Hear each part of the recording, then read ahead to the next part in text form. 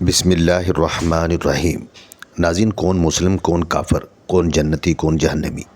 کیوں نہ یہ اختیار اللہ کو واپس دے دیا جائے۔ جو لوگ کہتے ہیں کہ سچا انسان زبان کا کڑوا ہوتا ہے، ان کو بتاؤ کہ محمد صلی اللہ علیہ وسلم سے زیادہ سچا اور میٹھے اخلاق والا کوئی نہیں تھا۔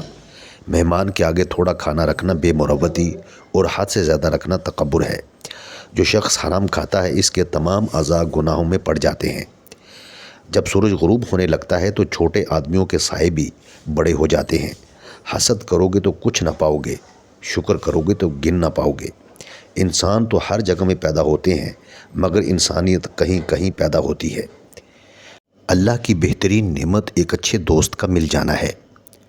ناظرین، خدا کی بے انتہا نعمتوں اور اس کے احسانات کا شکر یہ انسانی طاقت سے باہر ہے۔ جو بندہ خدا کی بخشی ہوئی دولت میں سے خدا کے بندوں کا حق نہیں نکالتا، اس کا مال ناپاک ہے اور مال کے ساتھ اس کا نفس بھی ناپاک ہے۔ سخی کو سخاوت کرتے وقت جو خوشی ہوتی ہے، اس کا اندازہ بخیل کبھی نہیں کر سکتا۔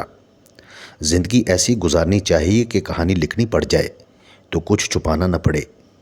اچھی زندگی کا مقصد دوسروں کی زندگی میں خوشیاں لانا ہے۔ زندگی ایک تہوار صرف داناؤں کے لیے ہے۔ جو لوگ زندگی کو مقدس فریضہ سمجھ کر گزارتے ہیں، وہ کبھی ناکام نہیں ہوتے۔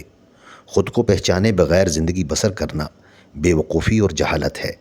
حلال روزی کمانا انسان کی روحانی زندگی کی بنیاد ہے۔